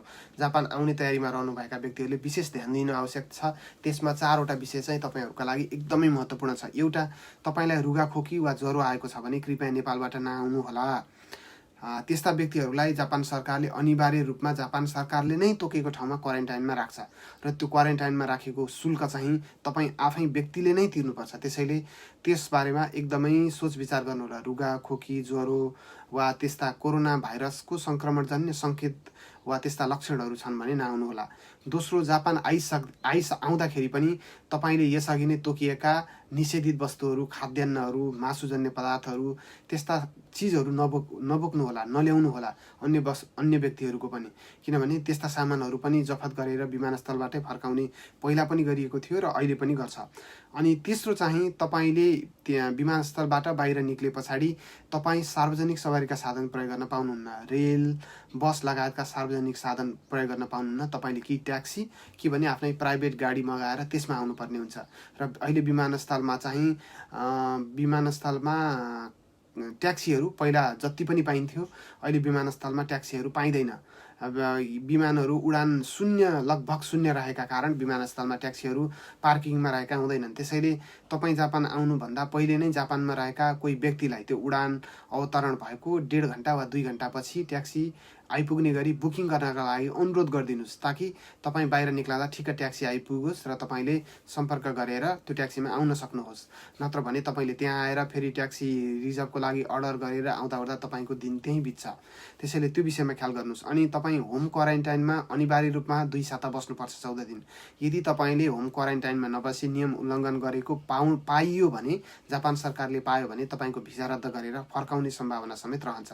त्यसैले यस्ता विषयमा चाहिँ तपाईँ गम्भीर भएर मात्रै, सबै तयारी गरेर मात्रै जापान आउनु होला। यति जानकारी गराएँ। र अन्य कमेन्टहरू लिन चाहन्छु। म धेरै कमेन्ट माथि गइसकेको छ। त्यसपछि छवि गैरेजी, धन्यवाद sir, thank you so much, तपाईँलाई नमस्कार। अनि हिरा पौडेलजीलाई स्वागत अनि नमस्कार, आरामै हुनुहुन्छ भन्नुभएको छ। म एकदमै आराम छु, धन्यवाद। सधैँ कमेन्ट गर्नुहुन्छ अनि सेयर गरेर धेरै मास पुर्याउन सहयोगी भूमिका खेल्नुभएको छ, धेरै धेरै धन्यवाद तपाईँलाई पनि। अनि खुमन सुनारजीलाई पनि गुड न्युज भन्नुभएको छ, थ्याङ्क यू सो मच। कमन सुनारजी, स्वागत अनि नमस्कार। आज मैले समग्रमा यिनै विषयहरू राखेँ। अब चाहिँ म नेपालसहित विश्वभरको ताजा अपडेट राख्न चाहन्छु। कोरोना भाइरससँग सम्बन्धित रहेका विषयहरू राख्न चाहन्छु। तपाईँहरू पनि आफ्नो जिज्ञासाहरू राख्न सक्नुहुन्छ, म त्यसलाई सम्बोधनको प्रयास गर्छु। ऋषिजी स्वागत अनि नमस्कार, ऋषि धितालजी। अनि सङ्गम प्रकाश कणेलजी स्वागत अनि नमस्कार, नारायण नेपानीजीलाई पनि स्वागत छ। ऋषिजी साहित्यिक सृजनाहरू, रचनाहरू पठाउने गर्नुहुन्छ। जापान समाचारमा पनि हामीले नियमित रूपमा उहाँका रचनाहरू राख्ने गरेका छौँ। अनि सधैँ कमेन्ट गर्दै, सेयर गर्दै सबैमाझ पुर्याउन एकदमै सहयोगी भूमिका खेल्नुहुन्छ। म विशेष आभार र धन्यवाद व्यक्त गर्न चाहन्छु। अनि अन्य जानकारी समाचार कमेन्टहरू पढ्न चाहन्छु। ऋषि दितालजी गुड मर्निङ सर भन्नुभएको छ, thank you so much. Gita भण्डारीजी लेख्नुहुन्छ, गुड मर्निङ सर, टोकियोबाट भन्नुहुन्छ, थ्याङ्क यू सो मच गीताजी, टेक केयर, आफ्नो ख्याल गर्नुहोला। टोकियोमा कोरोना सङ्क्रमणको दर सबैभन्दा बढी छ, तर घट्दो क्रममा रहेको छ, त्यसैले सचेत रहौँ। हिजो 22 जना मात्र थपिएका छन्। अनि सापकोटा पार्वतीजी, नमस्कार सर, आरामै हुनुहुन्छ भन्नुभएको छ। म एकदमै आरामै छु, तपाईँ पनि आराम रहनुहोला सापकोटा पार्वतीजी। आशी पाण्डेजी नमस्कार, तपाईँलाई पनि आरामै हुनुहोला। कोरोना भाइरसबाट सङ्क्रमित भएका नेपालीहरूको सङ्ख्या नेपालमा भनौँ, नेपालमा कोरोना भाइरसबाट सङ्क्रमितहरूको सङ्ख्या 110 पुगेको छ र उपचारपछि निको भएर घर फर्कनेको सङ्ख्या हिजोसम्ममा 31 पुगेको छ। यो नेपालको जानकारी हो। त्यसपछि चाहिँ नेपालकै एउटा भन्नै पर्ने विषय छ। नेपालमा नेपाली सीमा मिच्दै भारतले सडक बनाएको छ, रोड खनेको छ, तर नेपाल सरकारले केही पनि गरेको छैन भूमि फर्काउनको लागि। यो एकदमै लज्जास्पद विषय छ। सरकारले एक सरो विज्ञप्ति निकालेको छ, विज्ञप्तिले भूमि फर्किँदैन कि कुटनीतिक पहल गरेर एउटा नेपालमा रहेका भारतीय राजदूतलाई बोलाएर के हो त खास विषय, किन त्यसरी नेपाली भूमिमा त्यसरी खनियो सडक भन्ने एउटा सामान्य नैतिकता प्रदर्शन समेत गरेको छैन सरकारले। यो विषयमा जति नै आलोचना गरे पनि कम हुन्छ।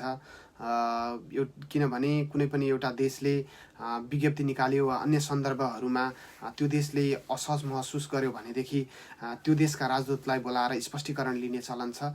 तर भारतले नेपालको भूमि नै मिचेर सडक खन्दा समेत नेपाल सरकारले बोलाएर कम्तीमा राजदूतलाई स्पष्टीकरण लिने एउटा हिम्मत राखेको छैन।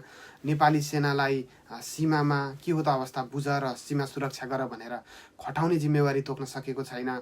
सेनालाई चाहिँ औषधि किन्ने जिम्मेवारी, सडक खन्ने जिम्मेवारी त्यस्तो दिएर राखेको छ। यो चाहिँ नेपाल सरकारको, अझ भन्नुपर्दा वर्तमान सरकारको योभन्दा नालायकी पनि केही पनि होइन। किनभने जसले देशको भूमि र माटो नै जोगाउन सक्दैन भने त्यस्तो शासक देशको राष्ट्र प्रमुख बन्न लागेको होइन, त्यो चाहिँ एउटा जिउँदो लास हो।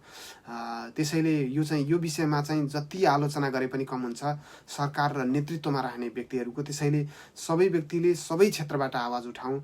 देश किनभने नेपालै हामी रहौँला कहाँ, नेपालै नरहे भन्ने त सबैलाई थाहा छ।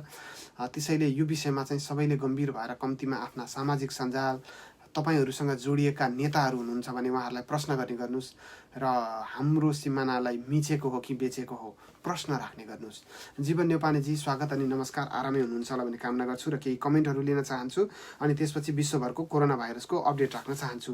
आरसी पाण्डेजी नमस्कार भन्नुहुन्छ, नमस्कार तपाईँलाई पनि। अनि सापकोटा पार्वतीजी नमस्कार अनि स्वागत छ। इन्दिरा पौडेल नमस्ते, साथमा गुड मर्निङ भन्नुहुन्छ, नमस्कार अनि गुड मर्निङ इन्दिराजी। अनि छवि गैरे साह्रै राम्रो कुरा भन्नुभयो, थ्याङ्क यू सो मच, धन्यवाद छविजी। यति जानकारी राखेँ र अब चाहिँ म विश्वभरको कोरोना भाइरस सङ्क्रमणको अवस्थाको अपडेट राख्न चाहन्छु। विशेष गरी विदेशबाट हेर्नुभएका साथीहरूलाई या भनौँ व्यक्तिहरूलाई चाहिँ तपाईँ कुन देशबाट हेर्दै हुनुहुन्छ कृपया कमेन्ट गरिदिनु होला। त्यसो भयो भने म त्यो देशको सम्पूर्ण विवरण राख्नेछु, विशेष विवरणहरू राख्नेछु। त्यसैले विदेशबाट हेर्नुभएका साथीहरूलाई नेपाल वा जापान बाहेक अन्य देशबाट हेर्नुहुने साथीहरूलाई चाहिँ आफ्नो देशको मात्रै नाम मात्रै लेखिदिनु भयो भने सहज हुने थियो, ताकि म तपाईँहरूको देश जहाँ रहनु भएको छ त्यो देशको ताजा विवरणहरू राख्नेछु। अनि चाइरो लक्ष्मीजी स्वागत अनि नमस्कार, मालाकारजी। त्यसपछि द्रोण सिलवाल सर नमस्कार अनि स्वागत छ, आरामै रहनुहोला भन्ने कामना गर्दछु। जापान समाचार .com को शुभचिन्तक र प्यारो मान्छे भनौँ, धेरै धेरै धन्यवाद। तपाईँको साथ र सहयोग सधैँ पाइराखेका छौँ। सधैँ हामीलाई कमेन्ट गर्दै सेयर गर्दै साथ दिने गर्नुभएको छ। धेरै धेरै धन्यवाद लक्ष्मी मालाकार अनि द्रोण सिलवाल अनि वीरेन्द्र पौडेल सरलाई पनि स्वागत अनि नमस्कार। वीरेन्द्रजी आरामै रहनुहोला भन्ने कामना गर्दछु, स्वास्थ्यको विशेष ख्याल गर्नुहोला यो समयमा। अनि केही कमेन्टहरू लिन चाहन्छु म। सर गुड मर्निङ, मेरो परिवारमा लगायत 4 जनामा छौँ के सबैले मिल्छ त भन्नुभएको होला। यो 10 मन राहतको विषय होला। जापान आएर यहाँ दर्ता गर्नुभएका व्यक्तिहरू हुनुहुन्छ र यहीँ आवासीय अनुमति पाउनुभएका व्यक्ति हुनुहुन्छ भने 4 जना होइन, एउटा परिवारको 10 जना छ भने नि सबै व्यक्तिले पाइन्छ। तर यो चाहिँ अप्रिल 27 तारिकसम्म जापानमा दर्ता भइसकेका व्यक्ति हुनुपर्छ। जन्म भयो भने नि जन्म 27 तारिकसम्म जन्म भएका व्यक्तिले पाउँछ। अनि त्यसपछि खत्री तुलजी मैले सम्बोधन गरेँ। चाइरो लक्ष्मीजी नमस्कार। त्यसपछि जापानमा विविध समस्या हुन सक्छन्, धेरै कुराको समस्याको समाधान हामी भित्र पनि हुनसक्छ, कोही पनि केही समस्या हुनसक्छ भने एकअर्कामा सेयर गरौँ। एकदमै सही कुरा गर्नुभयो राजीजी। तपाईँलाई लागेका वा तपाईँलाई भएका समस्या चाहिँ मसँग भएका केही कुराले समाधान हुन सक्छ। जस्तो कि तपाईँलाई जापानबारेको अपडेटहरू, ताजा जानकारीहरू कहाँबाट लिने भनेर सबैतिर खोज्न थाल्नुभयो भने तपाईँलाई धेरै समय लाग्न सक्छ। मैले त्यो जानकारीहरू सँगालेर वा बटुलेर दिने गरेको छु। एउटा यो सहयोगी भूमिका भयो। अर्को चाहिँ तपाईँलाई परेका अन्य समस्याहरू पनि मैले सम्बोधन गर्न सक्ने वा तपाईँका साथीले वा नचिनेका अर्को व्यक्तिले पनि सहयोगी भूमिका खेलेर सहयोग गर्न सक्छन्। त्यसैले आफ्ना जिज्ञासाहरू र समस्याहरू कमेन्टमा लेख्ने गरौँ अनि त्यसलाई सम्बोधन गर्न सक्ने, सहयोगी भूमिका खेल्न सक्ने साथीहरूले उहाँहरूको नाममा मेन्सन गरेर त्यसमा सहयोगी भूमिका खेलौँ भन्ने म अनुरोध गर्न चाहन्छु।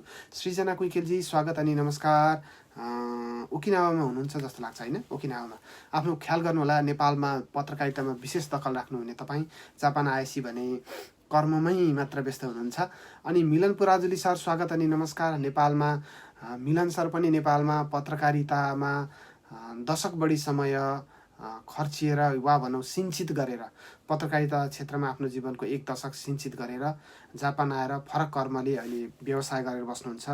तर सामाजिक सञ्जालमा उहाँले दैनिक रूपमा एकदमै छिटो जापानका महत्त्वपूर्ण सूचनाहरूलाई अपडेट गर्नुहुन्छ अनि japansamaचार.com को शुभचिन्तक र माया गर्नु र हामीलाई सुझाव दिने गर्नुहुन्छ। धेरै धेरै धन्यवाद मिलन सर तपाईँलाई। त्यसपछि म केही कमेन्ट दिन चाहन्छु। हाल खानागावाकु भन्नुभएको छ खत्री तुलजीले। झकबोहरा नमस्कार अनि स्वागत तपाईँलाई पनि। अनि प्रीति थापा राणाजी लेख्नुहुन्छ thank you so much for support. Thank you so much प्रीतिजी। अनि त्यसपछि विदुर आचार्यजी लेख्नुहुन्छ अहिले म नेपाल आएको छु, नेपाली नि पाउँछ कि नै भन्नुभएको छ। 10मा यिनकै सन्दर्भ सोध्नु भएको हो कि जस्तो लाग्यो। तपाईँ नेपाल जानुभएको छ भने मूलतः जापानमै रहँदा कोरोना भाइरस सङ्क्रमण सुरु भएर यो अहिले जुन विपद जस्तो परेको छ, यो अवस्थामा जापानमै रहेर खर्चमा समस्या परेका वा अन्य आर्थिक रूपमा भार परेका व्यक्तिहरूलाई भनेर लक्षित गरिएको हो 10मा यिन। यद्यपि जापानमा दर्ता भएर केही समयका लागि नेपाल गएका व्यक्तिहरूलाई पनि त्यो चाहिँ दिने कुरा छ। तर त्यही हो, अप्रिल 27 तारिकसम्म तपाईँ जापानको आवासीय अनुमति दर्ता भइसकेका व्यक्तिहरू हुनुपर्छ। नेपाल बिदामा जानुभएको छ भने त पक्कै पनि त्यो छ होला। त्यसैले त्यो कागज चाहिँ तपाईँको बक्समा, चिठी आउने त्यो बक्समा आएर खसेको हुनसक्छ। आफ्नो साथीभाइ, विश्वासिला मित्र, इष्टमित्र कोही हुनुहुन्छ भने उहाँहरूलाई त्यो फर्म लिएर त्यसमा मागेका विवरणहरू भरेर पठाइदिन अनुरोध गर्नुहोला। त्यसपछि हरि थापाजी नमस्कार, तपाईँलाई पनि स्वागत छ। अनि सरोज पौडेलजी लेख्नुहुन्छ जापानमा स्टाफ रुममा बसेको हकमा सबैको डिफ्रेन्ट फर्म आउँछ कि रुम कसको नाममा छ त्यसको मात्रै आउने हो भनेर? सबैको नाममा आउँछ। यो चाहिँ सबै व्यक्तिको, किनभने तपाईँ जस्तो धेरै व्यक्तिहरू चाहिँ नेपाली रेस्टुरेन्ट अनि दक्ष कामदारको रूपमा कुकको भिसा भए पनि इजागायतिर पनि काम गरिराख्नु भएका हुन्छन् धेरै व्यक्तिहरू। अनि सामूहिक रूपमा बस्नुहुन्छ एउटै कोठामा, होइन, एउटै अपार्टमा बस्नुहुन्छ। अनि उहाँहरूको चाहिँ सबै दिउँसो ठेगाना त त्यही कोठाकै राखेको हुन्छ नि त। त्यसैले त्यही कोठा तपाईँको जहाँ लेख्नु भएको छ जाइरो कार्डमा एड्रेस, त्यही नै आउँछ। तपाईँको सबैको फर्म छुट्टा नै आउँछ। अनि त्यो छुट्टा आएको फर्म चाहिँ आफैले छुट्टा भरेर पठाउनुपर्छ। यो चाहिँ सरोजीले सही जानकारी माग्नुभयो। यो चाहिँ योसँग सम्बन्धित अझ विस्तृत विवरणहरू चाहिँ आज साँझ 7 बजे डाक्टर भोपालमान श्रेष्ठ आउँदै हुनुहुन्छ। कृपया उहाँलाई यस्ता विषयहरूसँग सम्बन्धित सम्पूर्ण जिज्ञासाहरू राख्न सक्नुहुन्छ। उहाँले चाहिँ तपाईँका सम्पूर्ण जिज्ञासाहरूलाई ठ्याक्कै के हो भन्ने गरी जानकारी दिनुहुन्छ साँझ 7 बजे japansamaचार.com को फेसबुक पेजमा। म अब सरस्वती विश्वभरको अपडेट राख्न चाहन्छु। विश्वभर कोरोना भाइरसबाट सङ्क्रमित भएकाहरूको सङ्ख्या 41,80,000 पुगेको छ। अनि ज्यान गुमाउनेको सङ्ख्या 2,83,000 पुग्दा सबैभन्दा बढी अमेरिकामा 13,67,000 सङ्क्रमित, 80,000 बढीको मृत्यु भइसकेको छ। स्पेनमा 2,64,000 सङ्क्रमित, 26,000 बढीको मृत्यु। बेलायतमा 2,19,000 सङ्क्रमित, 31,000 बढीको मृत्यु। इटलीमा 2,19,000 सङ्क्रमित, करिब 31,000 को मृत्यु। रसियामा 2,09,000 सङ्क्रमित, 1,900 बढीको मृत्यु। रसियामा पछिल्लो केही दिन यता दैनिक 5,000 देखि 10,000 को सङ्ख्यामा सङ्क्रमितहरू थपिँदो क्रममा रहेको छ।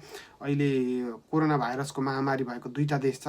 पछिल्लो समय बढेको भनौँ महामारी सुरु भएको देश रसिया र भारत। त्यसपछि फ्रान्समा 1,76,000 सङ्क्रमित, 26,000 बढीको मृत्यु छ। जर्मनीमा 1,71,000 सङ्क्रमित हुँदा 7,500 बढीको मृत्यु। त्यसपछि ब्राजिलमा 1,62,000 सङ्क्रमित, 11,000 बढीको मृत्यु छ। टर्कीमा 1,38,000 सङ्क्रमित, 3,700 बढीको मृत्यु। इरानमा 1,07,000 सङ्क्रमित, 6,600 बढीको मृत्यु।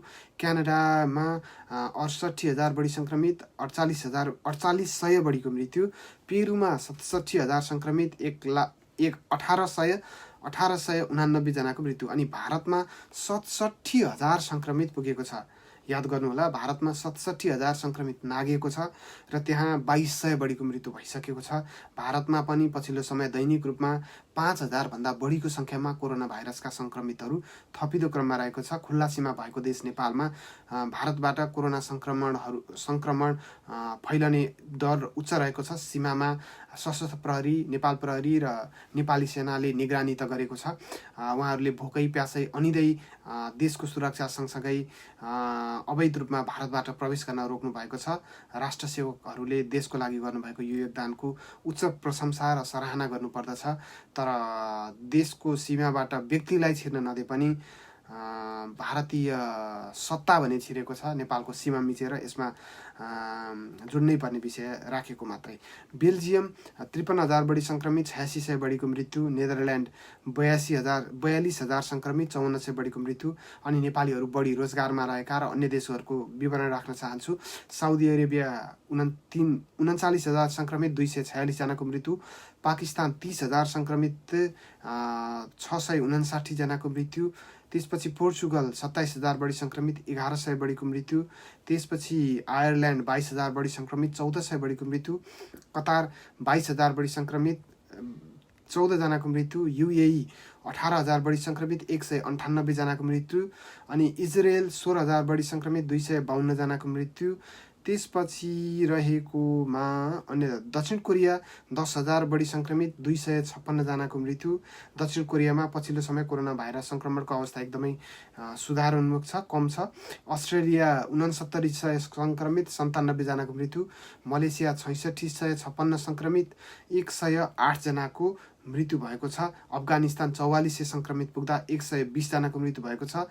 ओमानमा 3379 जना सङ्क्रमित हुँदा केवल 17 जनाले ज्यान गुमाएका छन्। थाइल्यान्डमा 3009 सङ्क्रमित, केवल 56 जनाले ज्यान गुमाएका छन्। यसरी विश्वभरको नेपालीहरू बढी रोजगारमा रहेका देशहरूको विवरण राखिराखेको छु। अनि 856 जना सङ्क्रमित श्रीलङ्कामा, 9 जनाको ज्यान गएको छ। मालदिप्समा 835 सङ्क्रमित, 3 जनाले ज्यान गुमाएका छन्।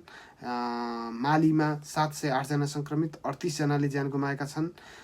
त्यसै गरी अन्य देशहरूको विवरण राख्नु पर्दाखेरिमा नेपालको त 110 जना सङ्क्रमित, 31 जना निको भएको मैले राखिहालेँ। कोरोना सङ्क्रमणको सुरुवात भएको ठानिएको चीनमा कोरोना सङ्क्रमण वा सङ्क्रमितहरूको सङ्ख्या एकदमै न्यून छ। पछिल्लो समय 82,901 जना सङ्क्रमित पुग्दा केवल 4633 जनाको मृत्यु भएको छ। दिलीप अधिकारी सरलाई स्वागत छ। नारायण पोखरेलजी स्वागत अनि नमस्कार। सदा झैँ आज पनि आउनुभएको छ, स्वागत छ। पुनम पोखरेलजीलाई नि स्वागत। अनि शम्भु खड्काजी नमस्कार र स्वागत गरेँ। तपाईँहरूका धेरै कमेन्ट आएको छ, म कमेन्ट लिन्छु अनि बाँकी विषय राख्छु।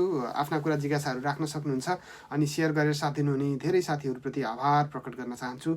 तपाईँहरूले गर्नुभएको एक सेयरले कम्तीमा धेरै व्यक्तिहरूसँग मैले दिएका सूचनाहरू पुग्न तपाईँहरूले पनि हातेमालो गरिराख्नु भएको छ। अनि Preeti Thapa Magar thank you so much for support. हल कानावा मैले राखेको थियो। विदुर आचार्यजी लेख्नुहुन्छ अहिले म नेपाल आएको छु, मैले यो जानकारी राखेँ। हरि थापाजी नमस्कार अनि स्वागत छ। अनि सरोज पौडेल जापानमा स्टाफ रुममा तपाईँको सम्बोधन पनि मैले राखेँ। नयाँ थप कमेन्टहरू नभएको पाएँ मैले। थ्याङ्क यू सो मच तपाईँहरू सबैलाई। आफ्नो जिज्ञासा राख्नुभयो, मैले त्यसलाई अधिकतम सम्बोधनको प्रयास गरेँ। अनि आज साँझ 7 बजे डाक्टर भूपालमान श्रेष्ठ आउँदै हुनुहुन्छ जापान समाचार.com फेसबुक पेजमा। कृपया आफ्ना कुराहरू कमेन्टमा राख्न सक्नुहुन्छ, जिज्ञासाहरू राख्न सक्नुहुन्छ। उहाँले तपाईँका जिज्ञासालाई सम्बोधन गर्नुहुनेछ। विशेष त उहाँसँग डाक्टर भूपालमान श्रेष्ठसँग कोरोना प्रभावितका लागि जापान सरकारले ल्याएको राहत प्याकेजहरूका सम्बन्धमा, जुनसुकै राहत प्याकेजका सम्बन्धमा जानकारी माग्न सक्नुहुन्छ। अनि राहत लिनको लागि कहाँ सम्पर्क राख्ने भन्ने विषय पनि तपाईँले जानकारी राख्न सक्नुहुन्छ। अनि दैनिक जीवनयापनका महत्त्वपूर्ण जानकारीहरू के सूचना कहाँबाट पाइन्छ त्यो विषयमा तपाईँले प्रश्न राख्न सक्नुहुन्छ। कोरोनाको प्रभाव शिक्षा क्षेत्रमा परेको कस्तो छ त्यो विषयमा उहाँले जानकारी गराउनुहुनेछ। अनि तपाईँहरूका अन्य जिज्ञासा पनि डाक्टर भूपालमान श्रेष्ठले आज साँझ सम्बोधन गर्नुहुनेछ। धेरै धेरै धन्यवाद प्रेम सापकोटाजी, नमस्कार तपाईँलाई पनि। उप्रेती मेनकाजी स्वागत अनि नमस्कार तपाईँलाई पनि। अन्त्यमा तपाईँ सबैलाई साथ दिनुभयो, कमेन्ट गरेर सेयर गरेर सबै माझ पुर्याउनको लागि सहयोगी भूमिका खेल्नुभयो। सेयर गरेर साथ दिनुहुने तपाईँ सबैप्रति विशेष आभार प्रकट गर्न चाहन्छु। आफ्ना जिज्ञासा राखेर सहभागिता जनाउनु हुने प्रति धेरै धेरै धन्यवाद व्यक्त गर्न चाहन्छु। अनि लाइक गरेर वा भनौँ प्रतिक्रिया जनाएर हौसला प्रदान गर्नुहुने प्रति पनि मेरो आभार प्रकट गर्दछु। म आभार प्रकट गर्दछु। निर्मल छेत्री लेख्नुहुन्छ अन्त्यमा, सर जापानमा आउने न्यू स्टुडेन्टहरूलाई कोरोनाले पार्न सक्ने इफेक्ट के हुन सक्लान् भनिदिनुहोस् भन्नुभएको छ। कोरोनाले पार्ने प्रभाव त सबैभन्दा ठुलो चाहिँ आर्थिक समस्या हो। रोजगार पाउने सम्भावना कम हुन्छ, बाइतोहरू पाइँदैन, पार्ट टाइम जबहरू पाइँदैन। सबैभन्दा ठुलो समस्या त्यही नै हो। अनि आर्थिक मार चाहिँ सबैभन्दा ठुलो पर्छ। त्यसबाहेक त अब कलेज अध्ययन भइ नै हाल्छ। अनि स्वास्थ्यको पनि डर रहिरहन्छ। आउन नपाइकन अब भाषागत समस्या लगायतका विषयहरू त सधैँ सबैलाई नै परिहाल्छ। त्यसैले यिनै विषय हुन् निर्मलजी। त्यो बाहेक अन्य विषयहरू त तपाईँलाई विद्यार्थीहरूलाई जो जापानमा हुनुहुन्छ उहाँहरूलाई पनि आफै पनि जानकारी नै भइहाल्छ। थप जानकारीहरू साँझ 7 बजे डाक्टर भूपालमान श्रेष्ठसँग पनि जिज्ञासा राख्न सक्नुहुन्छ। यति अनुरोध गर्दै तपाईँ सबैमा आज विशेष सहयोग गर्नुहुने तपाईँ सबै साथीहरूलाई धन्यवाद व्यक्त गर्न चाहन्छु। आफ्ना जिज्ञासा राख्नुभयो अनि मैले अधिकतम सम्बोधनको प्रयास गरेँ र जानकारीहरू दिने प्रयास गरेँ। जानकारी दिन नसकेका कुनै विषयहरू छन् भने कृपया इनबक्समा म्यासेज गर्नुहोला। japansamaचार.com को फेसबुक पेजको इनबक्समा म्यासेज गर्नुहोला। म सम्बोधनको प्रयास गर्नेछु। मलाई थाहा नभएका जानकारीहरू अन्य व्यक्तिहरूसँग सोधेर मागेर म तपाईँहरूलाई उपलब्ध गराउनेछु। त्यसबाहेक आज साँझ 7 बजे डाक्टर भूपालमान श्रेष्ठ विशेष लाइभमा आउँदै हुनुहुन्छ। उहाँसँग विशेष लाइभमा आफ्ना जिज्ञासाहरू राख्न सक्नुहुन्छ। भिजासँग सम्बन्धित, विद्यार्थीका विषयसँग सम्बन्धित अनि जापान सरकारले दिएका राहत र अनुदानकासँग सम्बन्धित व्यक्ति वा कम्पनी, रेस्टुरेन्ट सबैका जिज्ञासाहरू तपाईँ साँझ 7 बजे राख्न सक्नुहुन्छ। उहाँले सम्बोधन गर्नुहुनेछ। यति भन्दै शम्भु खड्काजी, कृष्ण बोहराजी लगायत सबै साथीहरूलाई स्वागत गरेँ अन्त्यमा। अनि आजको यो प्रत्यक्ष प्रसारण यहीँ टुङ्ग्याउन चाहन्छु। साथ दिनुहुने सबैमा धन्यवाद। सङ्गीता मास्केजी नमस्कार अनि स्वागत। सर नमस्कार भन्नुभएको छ। हिरा बुढाथोकीजीलाई नि नमस्कार र स्वागत गर्दै आजको प्रत्यक्ष प्रसारण यहीँ टुङ्ग्याउँछु। तपाईँ सबैको समय शुभ रहोस्। अनुरोध मेरो विशेष छ, कृपया स्वास्थ्यको विशेष ख्याल गर्नुहोला। बाहिर निक्लँदा, घरबाट बाहिर यात्रामा निक्लँदा अनिवार्य मास्क, सम्भव भए पन्जा लगाएर यात्रामा निक्लनुहोला। स्वास्थ्यलाई विशेष ख्याल गर्नुहोला। गर्मी पनि बढेको छ जापानमा। गर्मीबाट पनि बच्नको लागि पानी साथमा बोकेर हिँड्नुहोला। उच्च गर्मी भएको ठाउँमा एक्लै हिँड्नु भएको छ भने मास्क नलगाउनुहोला। एक्लै हिँडेको बेलामा एकान्तमा मास्क आवश्यक पर्दैन।